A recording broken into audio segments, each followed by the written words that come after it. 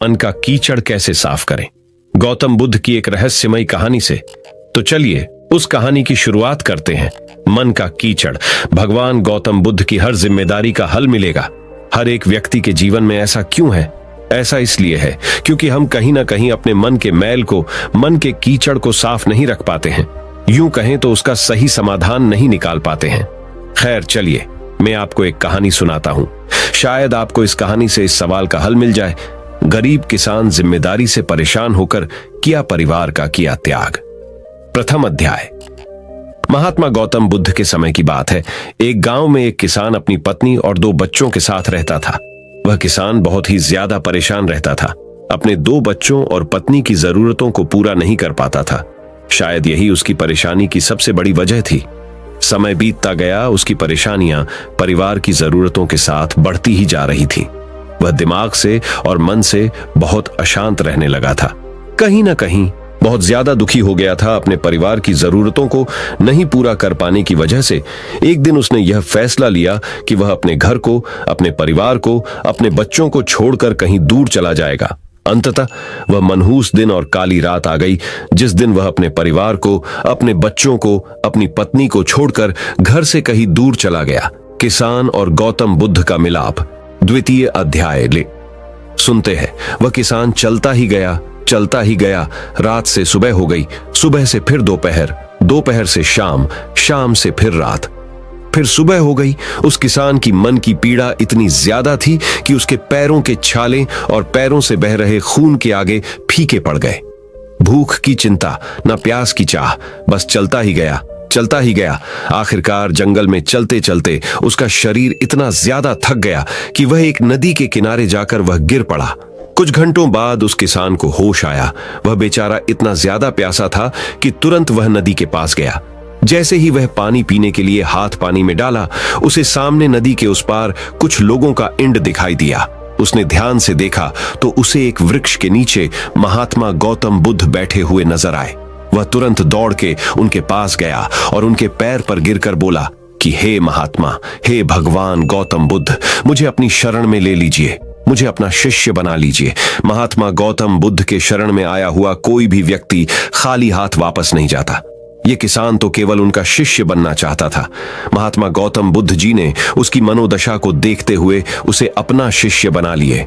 अब किसान के मन का कीचड़ से मुक्ति कैसे हुई, चलिए जानते हैं। अंतिम अध्याय। महात्मा गौतम बुद्ध और उनके शिष्य वहां पर केवल विश्राम कर रहे थे। उनका विश्राम भी पूरा हो चुका था। वह किसान भी अब महात्मा गौतम बुद्ध जी का शिष्य बन चुका था। अब समय हो चला था आगे की यात्रा को पूरा करने का। गौतम बुद्ध और उनके शिष्य आगे बढ़ते चले गए। कुछ दूर निकल जाने के बाद गौतम बुद्ध जी को बहुत जोर की प्यास लगी। उन्होंने अपने इस नए शिष्य अर्थात किसान से बोला कि प्रिय शिष्य, जाओ, पास में एक सरोवर है, वहां से मेरे लिए पानी लेकर आओ। किसान बोला, जो आज्ञा भगवान। किसान सरोवर की तरफ चल दिया। सरोवर के पास जैसे ही किसान पहुंचा, उसने देखा कि उस सरोवर में बहुत सारे जानवर उछल कूद कर रहे हैं। वे सारे जीव जंतु किसान को देखते ही तुरंत वहां से भाग गए। किसान बहुत ही खुश हुआ और उस सरोवर की तरफ चल दिया पानी लेने के लिए। परंतु जैसे ही किसान सरोवर के पानी की तरफ हाथ बढ़ाया, उसने देखा कि पानी बहुत ही ज्यादा गंदा था। किसान निराश होकर वापस गौतम बुद्ध जी के पास आ गया। गौतम बुद्ध जी ने उससे पूछा, पानी कहाँ है? किसान ने दुख भरे शब्दों के साथ कहा, हे महात्मा, मैं जैसे ही उस सरोवर के पास पहुंचा तो मैंने देखा कि उस सरोवर में काफी सारे जीव जंतु उछल कूद कर रहे थे और उनके उछल कूद करने की वजह से उस सरोवर के जमीन के तल में बैठी हुई सारी गंदगी, सड़े हुए पत्ते उस पानी में घुल मिलकर एक कीचड़ का रूप ले लिए थे। यही कारण है कि मैं वह पानी लेकर नहीं आया, क्योंकि वह पानी नहीं कीचड़ हो चुका था। महात्मा गौतम बुद्ध जी उस किसान की बातों को समझ गए और मुस्कुराते हुए उन्होंने कहा कि मैंने तुमसे सरोवर का पानी मांगा था। मैंने ये नहीं कहा था कि पानी अगर गंदा हो तो पानी लेकर मत आना। उन्होंने अपने दूसरे शिष्य से अनुग्रह किया कि जाओ और सरोवर से पानी लेकर आओ। उनका दूसरा शिष्य निकल पड़ा पानी को लाने के लिए और कुछ देर पश्चात वह पानी लेकर वापस आ गया। आश्चर्य की बात तो यह थी कि दूसरे शिष्य द्वारा लाया हुआ पानी बिल्कुल साफ था, और उससे भी बड़ी असमंजस की बात यह थी कि सारे के सारे शिष्य बड़े ही आश्चर्यचकित हो गए कि यह करिश्मा कैसे हो सकता है, क्योंकि पहले शिष्य ने तो यह बताया था कि पानी कीचड़ हो गया था। महात्मा गौतम बुद्ध जी ने सारे शिष्यों को यह बताया कि जब सारे जीव जंतु उस पानी में उछल कूद कर रहे थे, तब उस दौरान उस सरोवर के पानी के तल में बैठी हुई सारी गंदगी, सड़े गले हुए पत्ते, सब घुल मिलकर कीचड़ रूपी पानी का रूप ले लिए थे।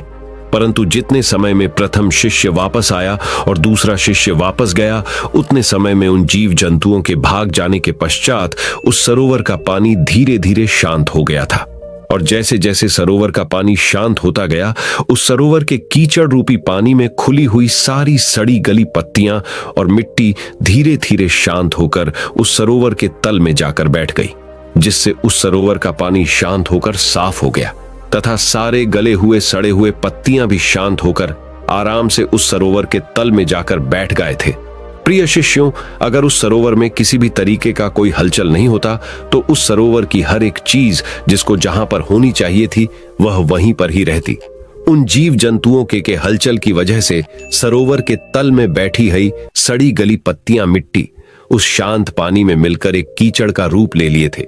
ठीक इसी प्रकार से हर एक व्यक्ति के जीवन में तरह तरह की समस्याएं, परेशानियां और कठिनाइयां आती हैं, जिसके वजह से हमारे मन में हलचल सी मच जाती है। हमारा दिमाग और मन अशांत हो जाता है। तत्पश्चात हम कोई गलत निर्णय अर्थात फैसला ले लेते हैं। परंतु अगर हम थोड़ा समय देकर उन कठिनाइयों, परेशानियों और समस्याओं के बारे में समझने की कोशिश करें, तो मन की हलचल उस सरोवर की पानी की तरह शांत हो जाएगी, जिससे हम अपने जीवन में सही निर्णय का चुनाव करते हुए उसका समाधान निकाल लेंगे। किसान को महात्मा गौतम बुद्ध जी की सारी बातें बिल्कुल साफ साफ समझ में आ गई। उसे यह भी समझ में आ गया कि उसके परिवार में आई हुई सारी परेशानियां, दिक्कतें और जिम्मेदारियां भी इसी सरोवर के सड़ी गली हुई पत्तियों और मिट्टी रूपी कीचड़ की तरह ही है। बस अकेले में थोड़ा समय निकालकर मन को शांत करते हुए उन परेशानियों, दिक्कतों के बारे में समझने और उसका समाधान निकालने की जरूरत है। मन का कीचड़। कहानी से हमने क्या सीखने को मिला दोस्तों? समय के साथ साथ हर एक इंसान की जरूरतें बढ़ती ही जाती है। हो सकता है किसी की जरूरत कम हो सकता है किसी की जरूरत ज्यादा हो, लेकिन हमें उन जरूरतों को पूरा करने के लिए मेहनत तो करनी ही पड़ती है। हाँ, ये जरूर है कि मेहनत करते वक्त हमें बहुत सारे कठिनाइयों और समस्याओं का सामना करना पड़ता है।